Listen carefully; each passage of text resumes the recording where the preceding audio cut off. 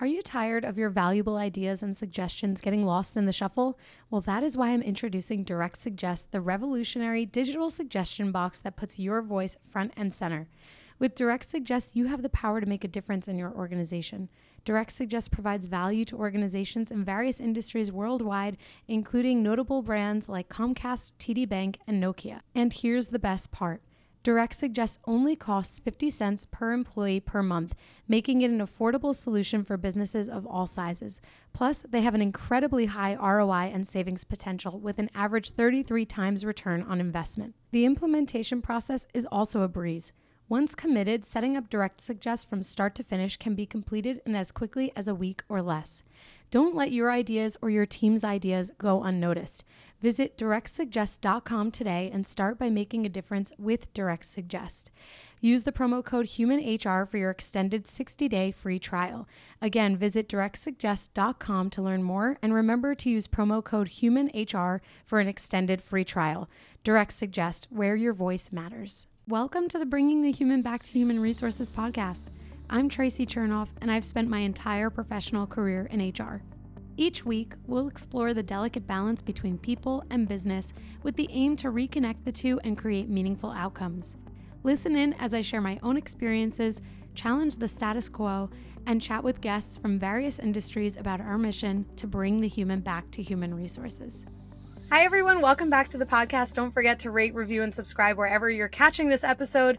And I have to tell you, on a personal note, I'm really excited for this week's guest because she and I work together. And it's always nice when you have a friend, someone you know, who you get to interact with just a little bit more during the week. So this week, I have Isabelle Wang on the podcast, and she is the CFO at the company that I work at.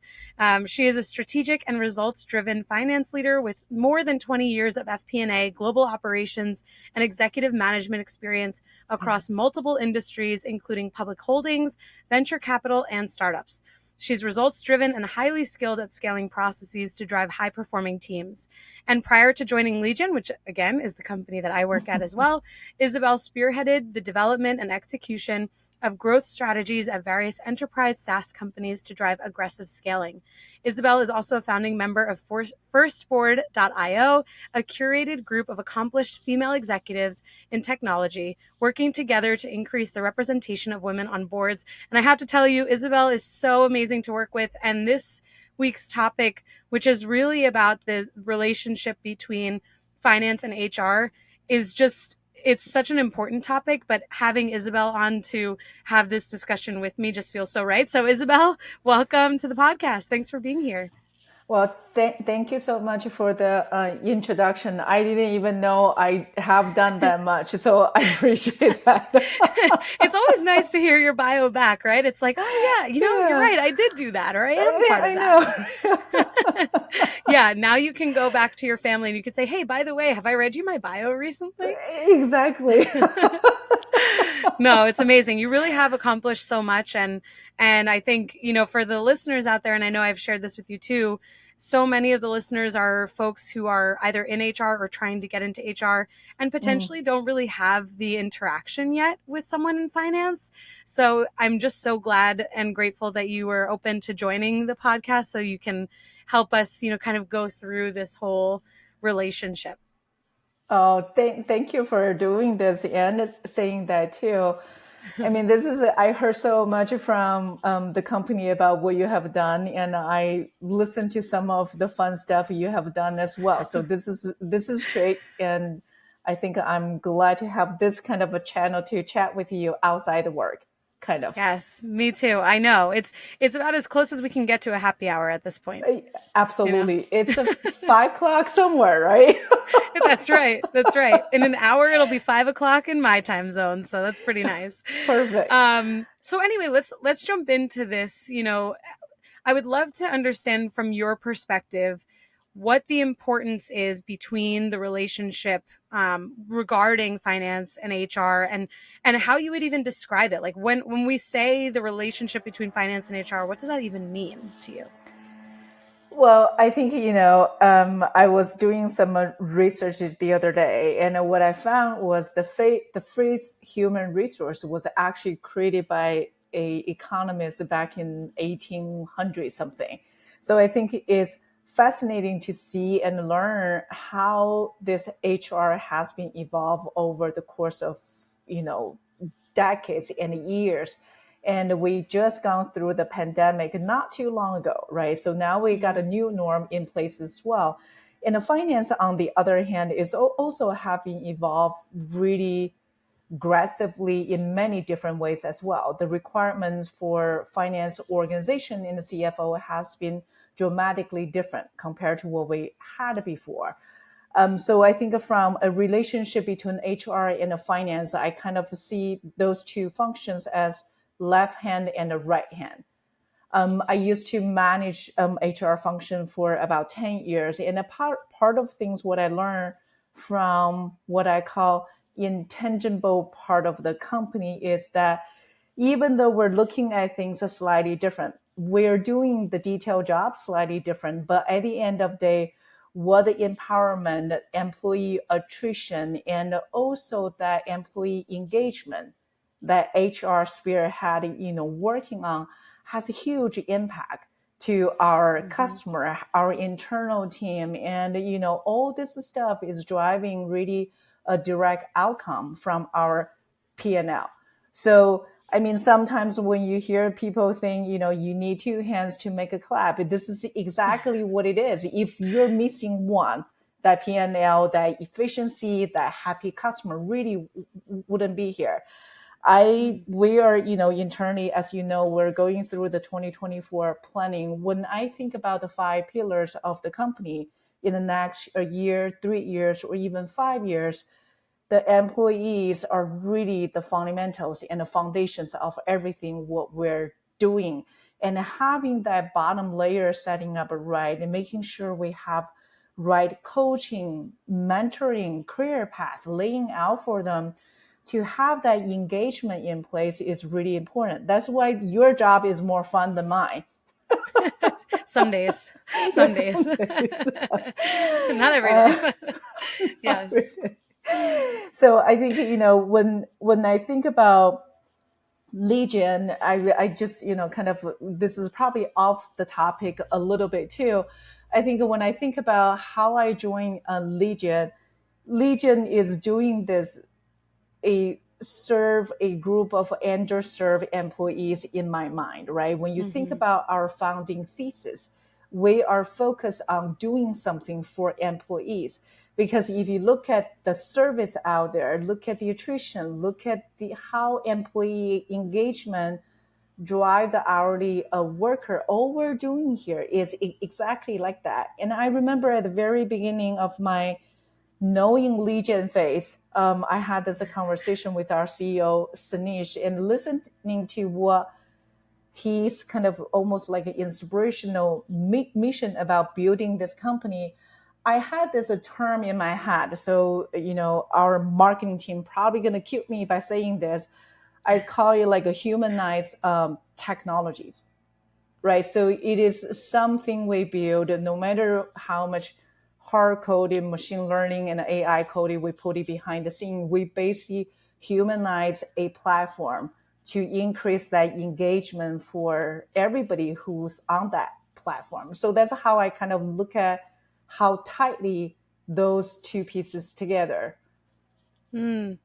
I really love what you said about not only how the function has evolved, but how you have this concept of two hands, and you have finance on one side and the people or HR on the other.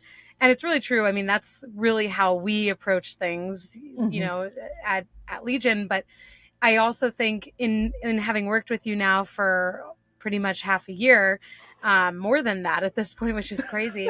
I think about, something that we had talked about months ago and what we had done with the company. And this is something that I probably have mentioned on the podcast before as a recommendation for others in HR, that, having these employee spotlights or moments where we can really bring focus to those who are in different roles.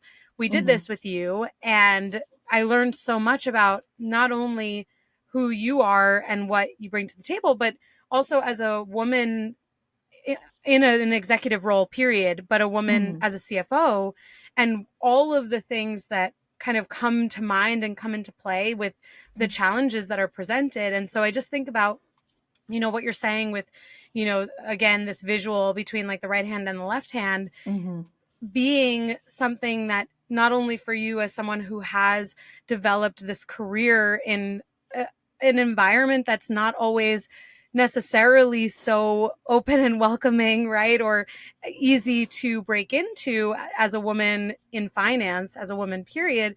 But I also think about the way that you then are able to approach the relationship between finance and HR because you've had your own unique experiences. And so as an individual, you can probably, I realize I'm speaking for you at this point, but I know you well enough. I think that I can say that you're probably able to put yourself in situations where you're like, okay, I want this person to feel good about this. I want people to walk away from this decision, whether it's financial or otherwise, feeling supported by the company. And I'm sure that there are listeners out there who, again, have not necessarily had exposure to working with CFOs or even, finance leaders in general. And there's probably a little bit of intimidation there, right? Because just like people are intimidated by HR people, we hear that, we talk about this all the time, the stigmas and stuff like that, finance can be the bad guy, HR can be the bad guy. And then within HR and finance, sometimes there's this opportunity to better understand how we do approach the company together. So I just really liked the visual there because it's really true that when you have, and again, this is really for the listeners to take away, when you have two departments like finance and HR that really are operating within the same value set collaboratively and really focused on the same mission and goals, there's so much harmony that can come from that. Yeah, I think Tracy, you said some great things there. I think you somehow communicate this idea way better than me, as always. I think from a finance perspective, I wanted to talk a little bit about how the finance role evolved. I think that's tied back to your point just stated now as well. I went to a offsite the other day. Is our engineering and the product function, right? And then our leader come in and like, okay, here is the budget. We want this, and can we do this? I think the world has changed, and then the learning has changed, right? And when you talk about who I think I am, I think I first and foremost, out of everything, the values. Besides that, I truly consider myself as a lifelong learner. There are just so many things that's new and so many things I still don't know about. I mean, there's always new rules coming out with accounting. There's always new things to do to get better insight for the company. But having said that, I think finance and accounting organization have moved to a very different directions. There is, when I think about what's the best thing for finance and accounting team to do for a company, I truly think that making the strategic finance a part of the company's DNA is very important. And nowadays, with massive data out there, with what we're doing, focus on that fluidity between finance and business functions, helping us bake that whole, strategic finance philosophy into companies' fabric. Because if we can do it from where we are, and then we can cascade that philosophy out for the rest of the organization. And you kind of knew the pathway we have gone through for the last 6 or 7 months. I'm super proud of where we have accomplished in such a short period of time. And I think with that mentality, making an entire finance, even HR function, a more deeply interwoven and a collaborative part of the organization is really, really important. I mean, Tracy, this data more than me. People don't leave the job because of the pay, right? And then the top reason people leaving the job is somewhere beyond what the financial can provide it to them. So all this stuff, the attrition from HR impacting how we run the business and impacting the speed we're doing our innovation. We got this really aspirational and grand goal of what we do here. We want to be this center, the most modernized technology platform for all the hourly employees out there. And we wanted to be this leader to helping them decrease their financial stress and helping them to have a better life and work balance by choosing the job they like to do, choosing the job that fits their business. All that things we're doing to our customer. And I want to bring that continue to be part of our DNA as well. We wanted to hire the right people at the right timing. We want to hire good people.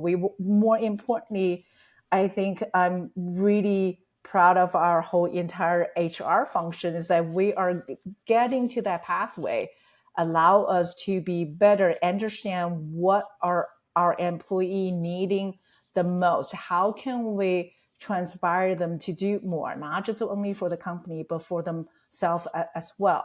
So I think they're just the back end G&A function become more strategic, become more operational than ever. We're not the silo kind of inside to be in the corner type of organization anymore, right? And then I had the opportunity in Legion, and my prior job is also talking to customer all the time. So just from my own personal perspective, my CFO job is even very different from the CFO I knew when I started working 20 years ago. So I think the world has been changing, and we have to be more adaptive and trying to learn more about our people and expand the conversation a little bit. You talk about my career. I think one of the part to become a mother is really my patience is a lot better than before. And I also believe that compassion is more important than empathy. I think at the end of the day is about walking that mile in someone else's shoes. Right? Just I truly believe having the empathy itself is not enough. And pandemic truly changed how we work, and then our life and work balance is not something given. It's really become a skill for us, and the line got blurry and blurry. So how can we help our team not only going to be able to get their job done, be more productive, be proud of what they have accomplished on a daily basis, but more importantly, giving them, the balance they will need, right? Spend more time with their family and the kids and all that good stuff. All that good stuff. And, you said a lot of really important things there. And one of the things that I definitely want to draw out is this idea of how so much has changed since COVID. And I was just saying to my husband yesterday in the car that it's just crazy to think about how resilient and adaptable the human population is. That just 2 years ago, not even, we were not able to go grocery shopping in the same way or, even interact with people in the same way. And you just, I think that this is all relevant because we see how the state of the workforce is continuing to change, how trends are evolving. And so, we are going to touch on some of the engagement items, of course. And so a lot of the things that you said, we're going to come back to, but I first would love to understand a little bit more how you see the relationship evolving and how, how HR and finance teams are potentially taking more creative approaches to attracting and retaining talent. Can you walk us through that? So I think there are many different ways to get to where we need to get to. The path might be different based on the companies, based on people, right? You and I probably could come up with very different ideas about how we get there. I think just if I can think out loud in my head, I think the flexibility of our employees really become really important, right? I think I still hear employees, their kids are not really entirely, go back to the normal schedule. I think we have to have a little bit more understanding about, the pickup time for some parents to, pick up their kids and all that stuff. I think the HR, I always believe, is eyes and ears with our employees. So they're really on the ground and they're understanding our employees more. Having that feedback to the finance organization, working collaboratively to create that benefit. More importantly, getting that work schedule, getting that expectation set is really, really important because that sets a tone for the rest of the organization. And it also depends on your style, right? So I don't require Deborah to be. Deborah is our finance manager. I don't require her to be on the call only during this block of hours. I know she got a kids, she needs to drop him off here and there. I think of the importance to me is that we are a result driven, we are moving things really quickly, we are building something, there's a constant evolvement. How can we create an environment and a culture, allow our employee to be innovative, allow our employee to not afraid of being, not afraid of failing, allow them to have this freedom to try things and knowing it's okay to fail, right? And then if we're focused on the productivity and the result, how can we make sure the productivity is there while giving employees that flexibility to go pick up their kids for a half hour, to leave for a half hour?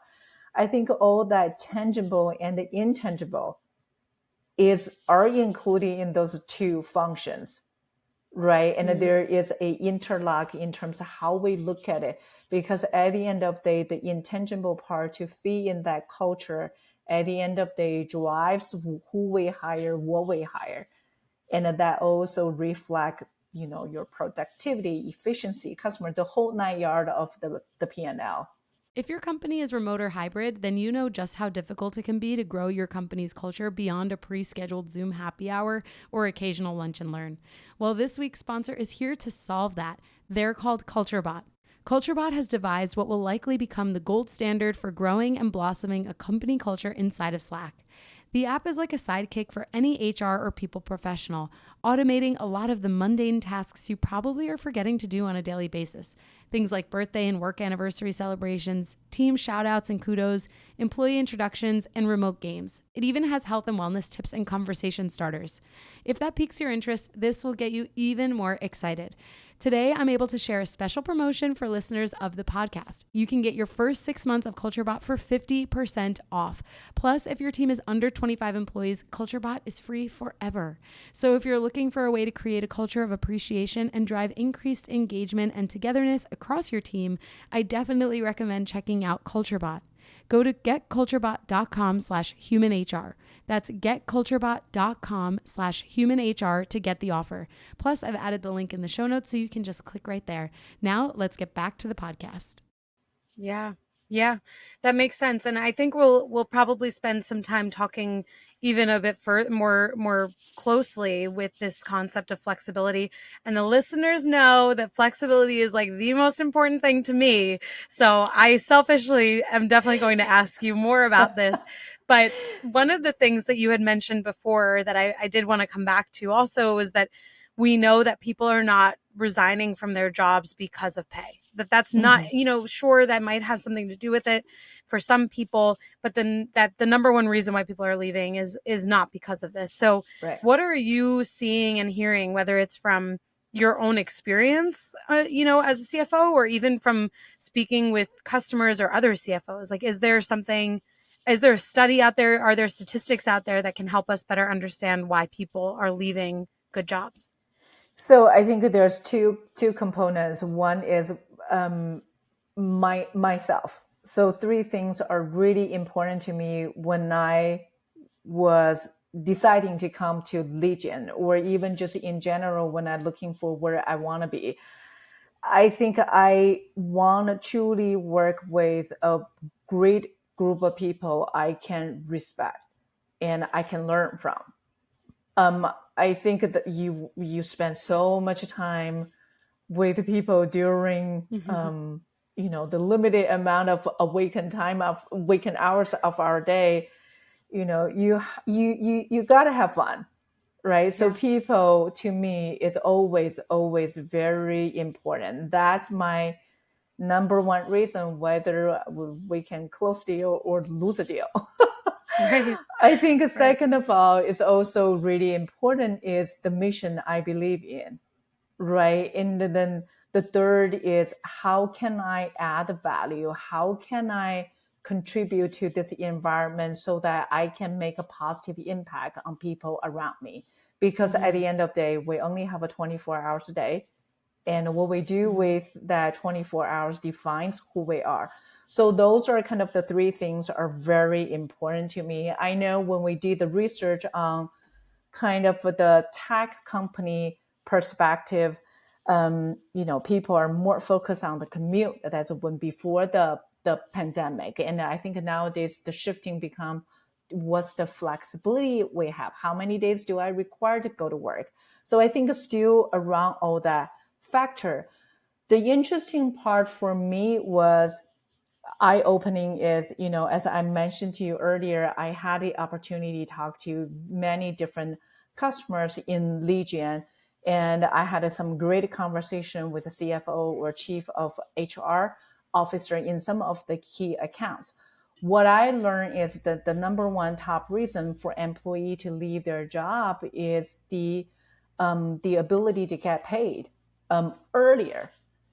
And then there's also a component is that the engagement they have within the company. I think one of the research showing like 37% of the employee or 36% of the employee, the number one reason they leave the company are because of all that. So I think at one time I did have a thought, but don't hold my words on it and don't tell our team this is what we're going to do. I mean, I saw some really interesting adoption rate in terms of Legion Instant Pay. As you know, we rolled out the pilot with our very first customer just about 4 months ago. And what we're seeing is that the data even kind of outperform my assumptions. I had an assumption in my financial model is about 6 transactions per employee per month with 30% adoption rate. And when we look at our partners' adoption rate, they usually factor in about 20% or so. And we have consistently maintained at that 30%. And then the transaction volume per employee is not 6. Some of them are 10, some of them are 11. The average transaction volume we've seen per employee per month is more than 8. And then I always thought that people would have a time to wait for 24 hours. But what we've seen from the data is 97% of the transactions that occur is instant, means that they won't get the money now. So sometimes when I have that proud moment thinking about I made the right decision to join Legion, part of the reason is really when I think about those hourly employees, every single dollar matters to them materially. And if they go to those places, they can pre-check their paycheck and whatever, there's a huge fee associated with it.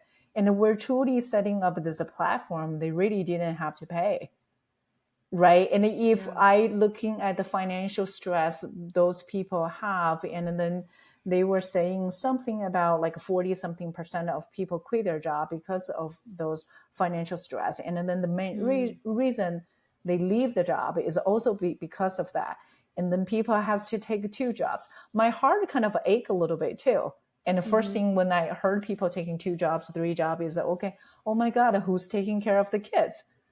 Right. So I think what we're doing here is really something so great in a way that I almost wanted to bring that into Legion someday too. So we'll see how that pathway going to be set. But when I talked to the customer, they told us our storefront is so excited about this. We want to come online. So I'm excited to see more data, but I'm also excited to see really we get this thing going, actually start pretty strong. We got a lot of customers on the pipeline to do that. So I will come back to you in about 6 months, and then we can talk a little bit more on this. There we go. Yeah, we can have you back on the podcast and we can really have a further deep dive. I mean, I have talked about earned wage access on the podcast before, and of course flexibility too. And I have an anecdote on that. But with the earned wage access, this is like something that I'm very deeply passionate about, having come from retail, having worked with so many hourly employees. And I've shared on the podcast before that the majority of working Americans actually earn an income on an hourly basis. And when you realize that, whether you're in finance, HR, whether you're, in marketing, it doesn't matter. When you really like let that sink in, you have to realize at some point that people are relying on incomes that could be volatile. Like, if they're earning on an hour, and so this idea of being able to really have access to the wages that you've earned when you need them, that is like such a perfect example of what flexibility can really mean. Because I think initially, flexibility for us, or some, maybe even the listeners too, means being able to work remotely, like we're doing this podcast remotely, right? Like we don't have an office that we report into, and that is flexibility. And I was recently speaking with one of our colleagues, Mike Robards, who's on the sales team. And he was like, well, what does flexibility mean to this person? Because we were talking about an event that we went to. And I was like, that's a great question, because flexibility does mean something different to every single individual. And so I love that you are sharing earned wage access, not only as something that is financially supportive for employees, but it's also something that drives engagement. Because when we know and we understand that flexibility is so important to people, the giving them all of these options to be flexible, whether it's working from home, working schedules that they want to work, or having access to their earned wages, like that's the true meaning of flexibility. So I love that you brought that up. Yeah, I mean, I can agree with you more on that, right? I think sometimes there are this financial well-being for our employees that we have to care.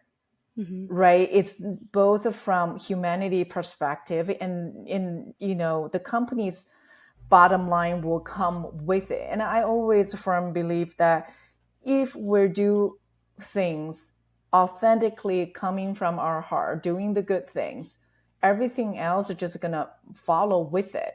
When I think about this financial well-being, I remember when I first got out of college, I was working on this job, but I love art. So that was one of the things I wish, I have the good talent enough to make a living from that. But sometimes in my ideal world, if you want to have a two job, I always thought by your second job is you got to absolutely do something you love. Right. So sometimes when I think about, okay, hourly worker, the reason they got two jobs is because they got to make ends meet. They just literally give you a very different perspective of things. And then the other part is like, I learned a lot of workforce management since I started here. I think a lot of companies doesn't understand truly, they all say they do. But if you don't have the actions to follow on really concerning or compassionate about your hourly worker, you're getting the right planning in place, getting the right, labor and job, all this stuff is really just the surface of it. Because at the end of the day, you're not solving the fundamentals. Yeah, it's true. This is why I always like to reiterate that the majority of Americans who are working on an hourly basis, because I think one of the other things that I constantly repeat myself on my podcast, but it's my podcast, so I can do what I want. I can repeat myself as much as I want. That's true. It's my podcast. I could do and say whatever I want. No, I'm just kidding. But the listeners by now, if they've been here for the last 3 years, they know, oh, Tracy's going to repeat all of the shticks, all the mantras. She's going crazy about that. She's going crazy. Yeah, right. She's just going to say it again. But one of the things that I always say is that you have to meet people where they are, and you have to know exactly whose problem you're solving. Like for, Absolutely. like I'm sure that for you as a CFO, people are probably like, oh, Isabel's so far removed from, what's happening at the detail level or whatever, right? But I think that this is where finance and HR are very different, because we Mm-hmm. think about how is that hourly employee or how is that intern or entry level person going to feel when X, Y, or Z is rolled out, or this change is made, or something like this happens. And so I share this repetitive mantra because it really is so important that when companies are thinking about how they're solving for these problems, that they Right. really take themselves out of their own boxes and comfort zones. And as you said, put themselves in the other person's shoes. This is where the Yeah. compassionate part of your message comes in, that when you think about other people and what their experiences are, you can make better decisions that actually do solve their problems. So I got a little, I got something, I got two fun stories to tell you. I don't know Okay. about one is fun or not. So in my early, in my early of my career, I work at PG&E. So at the time, my first child just about to turn 1. Then I got bored at home. And my primary reason for working for a big company is I need a company that has an on-site daycare. So I was fortunate enough, had a job offer with my son's daycare spot at the same, with that. But anyway, I got an opportunity to work for the CFO back then. And my group is the enterprise FP&A group. So we have this IR support. We do the kind of what the CFO support in terms of the board, then, IR and all that good stuff. One of the things he told me one time during my one-on-one with him was that you have to be able, as a leader, as a supervisor, if you want to be effective, you have to be able to build that connection, make people feel that they relate to you. So he said, do you remember I talked about my wife and I fought during our vacation in a team meeting the other day? I'm like, yeah, that happens to me. And I'm sure that happens to everybody, right? That's how you build a connection. I think he was at the very early stage talking about be vulnerable, but just at the time that word was not there yet. So that's one part of it. I think that vulnerability or the ability to connect to people and influence them, that's such a critical part of our job, whether you're in finance or in HR. The way that you build a great relationship with our team and employees is not so much Tracy can do podcast. It's very much you can build that connection with our team, make our team trust you. So I think that's kind of my one story, not so fun story about it. The funny story is about our CEO.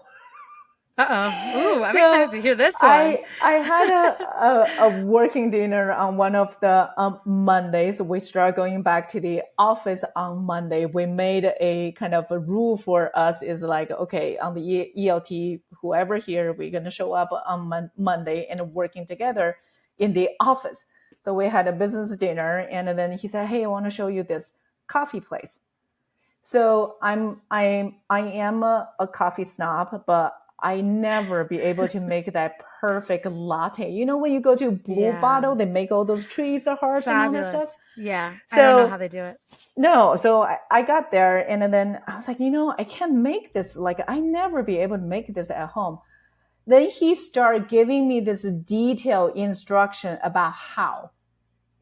It didn't really resonate in my head. I just say, okay, I just found somebody is more snob with coffee than me. This is great. And then a couple of days later, I read an article about him. Apparently, when he's thinking through back then about how to build and what platform he wants to build for the hourly employees in the state, what type of a function, what would be the best thing for employee perspective, not for the company perspective.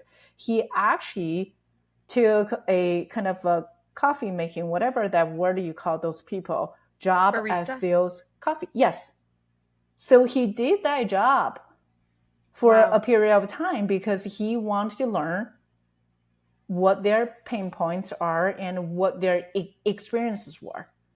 So I think I'm still, I saw him yesterday, and we finished the product team offsite. I was like, oh, okay, before you heading out to LA, he said, oh, let's go grab coffee or whatever. I'm like, okay, here we go again.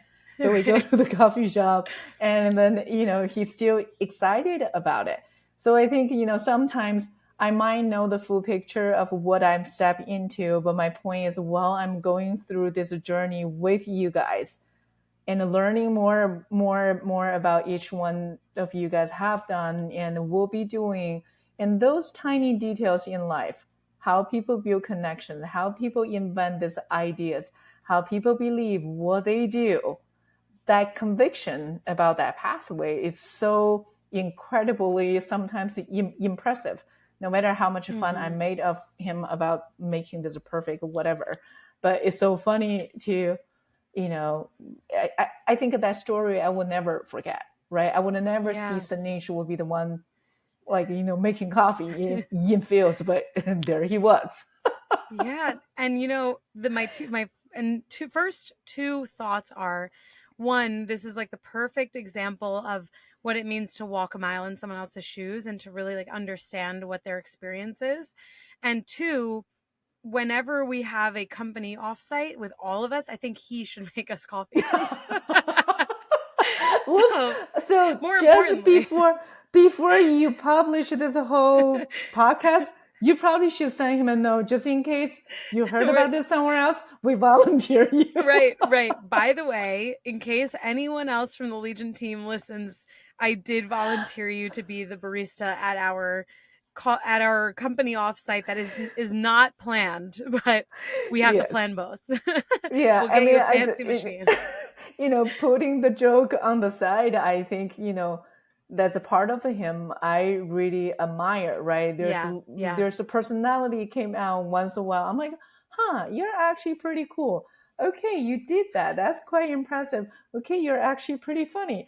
But I think it's That's just, really I think that building that connection, building that trust, and again, going back to why people quit and what drives people to stay, out of all that financial stabilities, out of all that, financial concerns, what we can do for them. This is something small like this make a huge impact, right? Mm-hmm. It's absolutely true. And you're right. All jokes aside, it is a really nice story, and one that I hope, everyone really like thinks about the message there, like whether you're creating a business or you're looking to really do something transformational in a company, or, make a change. Like when you really think about what is it that my population that I'm servicing, that I'm trying to impact, what is it that they experience?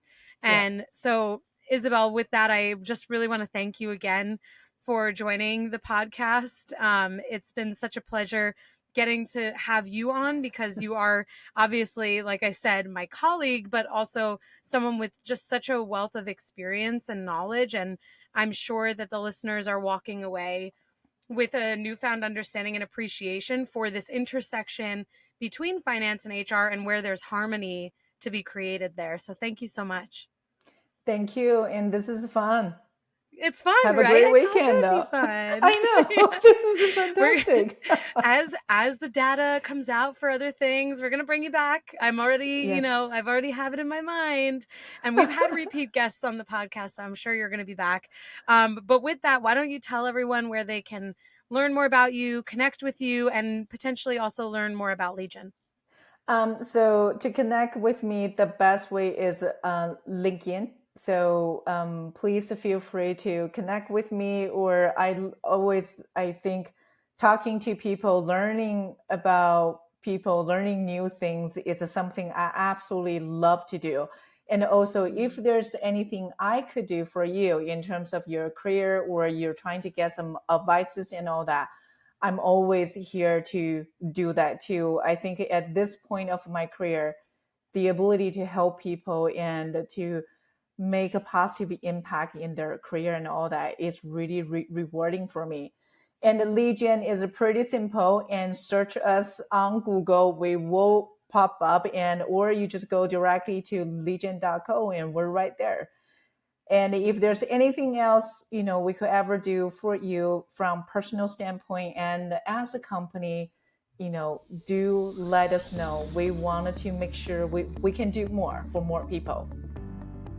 Amazing. And I'll have all of your links, all of the links that you referenced in the show notes to make it nice and easy, because pens and papers just don't exist anymore for some, even though I've got one right here. Thank you so much, Isabelle. Really appreciate it. And again, for all the listeners out there, make sure you rate, review, subscribe, and click those links in the show notes so you can connect with Isabelle. See you next week. Thank you. Hey, just before you go, don't forget to subscribe to the show so that you are the first to hear when an episode drops each week. And maybe leave a 5-star review and a comment about how much you loved this episode. Plus, if you have someone in mind who would really enjoy this episode, make sure you share it with them. Thank you so much for tuning in, and I will see you next week.